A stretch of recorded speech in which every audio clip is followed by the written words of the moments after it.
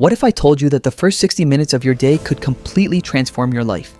Not gradually, not eventually. Starting right now. The ancient Stoics didn't have neuroscience, but they discovered something that modern brain research is only beginning to understand. Your morning mind is neurologically different from your afternoon mind. Epictetus was born a slave. He had every reason to believe his circumstances controlled his destiny. But he discovered something that changed not just his life, but the lives of thousands who studied under him. He realized that between stimulus and response, there's a space. And in that space lies freedom. Your morning is that space, amplified. When you first wake up, your prefrontal cortex, the part of your brain responsible for decision-making and self-control, is at its strongest. You haven't depleted your willpower yet. You haven't been bombarded by other people's agendas. You're operating with maximum cognitive capacity, but most people waste this. They grab their phone, check social media, read the news, flood their fresh, powerful mind with other people's thoughts, other people's problems, other people's realities, and by the time they finish scrolling, their most powerful hour is gone forever. The Stoics had a different approach. They called it morning meditation, but it wasn't passive relaxation, it was active preparation. Marcus Aurelius would spend the first part of his day preparing his mind for battle. Not physical battle, though he fought plenty of those. Mental battle. The battle against distraction, against emotional reactivity, against the chaos of ruling an empire.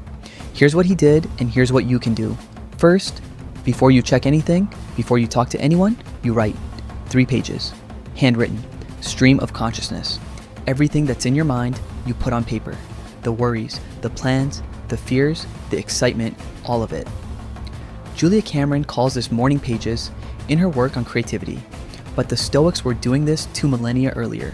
Why? Because your subconscious mind has been working all night, processing, solving problems, making connections. And when you write first thing in the morning, you're downloading all of that processing. You're making it conscious, you're taking what was implicit and making it explicit. Neuroscience confirms this works. The act of writing by hand activates different neural pathways than typing. It forces slower, more deliberate thought. It creates stronger memory encoding. You're literally rewiring your brain as you write. But here's where it gets interesting. After you write, you read.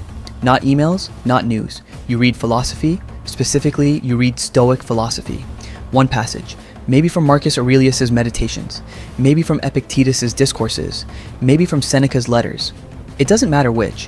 What matters is that you're deliberately choosing what enters your mind first.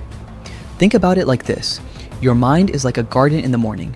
The soil is fresh. Whatever seeds you plant will grow stronger than seeds planted later in the day.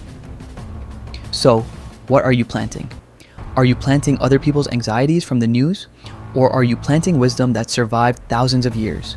Seneca wrote to his friend Lucilius, "I shall never be ashamed of citing a bad author if the line is good."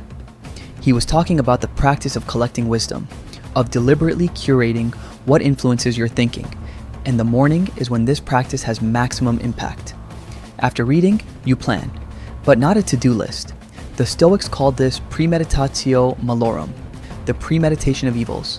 Sounds dark, right? It's actually the most practical planning tool ever created. You spend 10 minutes imagining what could go wrong today. Every obstacle, every difficulty, every annoyance. Your meeting gets canceled, your client says no, traffic makes you late, your computer crashes. Whatever could happen, you visualize it. And then, crucially, you visualize yourself handling it calmly. Effectively, like a Stoic. This isn't pessimism, it's inoculation. When you've already mentally rehearsed obstacles, they don't trigger your fight or flight response when they actually happen. You've trained your nervous system to stay calm, to stay rational, to stay in control. Modern psychology calls this mental contrasting, and research shows it's more effective than positive visualization alone. When you only visualize success, you're not prepared for reality. But when you visualize obstacles and your response to them, you're building genuine resilience. Now here's the part most people miss. After planning, you move, physically. The Stoics were obsessed with the connection between body and mind. Epictetus said, "No man is free who is not master of himself." And you cannot master your mind if you ignore your body. Exercise isn't just about health, it's about discipline. It's about doing something difficult when you don't feel like it. It's about proving to yourself, first thing in the morning, that you're capable of voluntary discomfort. And that proof changes everything. When you exercise in the morning, you're flooding your brain with B, D, and F. brain-derived neurotrophic factor. It's literally miracle grow for your neurons. You're increasing neuroplasticity, your brain's ability to change and adapt. You're setting yourself up for better learning, better memory, better emotional regulation for the entire day.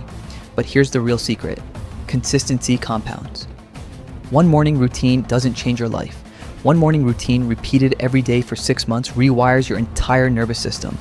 You're literally becoming a different person at the neurological level. Marcus Aurelius did this for decades. Every morning, the same disciplines. Not because he enjoyed them all of the time, but because he understood that freedom comes from structure, that power comes from discipline, that the ability to lead millions starts with the ability to lead yourself. Think about your current morning. Be honest. You probably wake up, grab your phone, check messages, feel immediately stressed about the day ahead, rush through getting ready, maybe grab coffee, and then react to whatever comes your way. You're starting from behind. You're starting depleted. You're letting the day happen to you instead of happening to the day. Now imagine this instead. You wake up naturally or to a gentle alarm. No phone. You sit down and write for 15 minutes. Your thoughts, your plans, your fears, you make them conscious. Then you read something that elevates your thinking, something that reminds you what matters. Then you spend 10 minutes planning your day and visualizing obstacles. Then you move your body intensely for 30 minutes. By the time most people are checking their first email, you've already won the day. You've already done more for your mind and body than many people do in a week. You're operating from strength, not deficit. The Stoics understood that how you start determines where you go, that the quality of your morning determines the quality of your life. Not because mornings are magical, but because they're when you have maximum capacity to set your direction. Here's your practice. Starting tomorrow, before you touch your phone, before you talk to anyone, you write for 15 minutes, just write. Whatever comes to mind. Then you read 1 page of Stoic philosophy, just 1 page. Then you visualize your day, including obstacles. Then you move your body for at least 20 minutes. That's it. 60 minutes that will compound into a completely different life. Not because I say so, but because neuroscience and 2,000 years of Stoic practice prove it works. Your brain is most plastic, most changeable in the morning. The question is, what are you programming it with? Anxiety and other people's agendas, or wisdom and intentional preparation? You choose. Every single morning, you choose.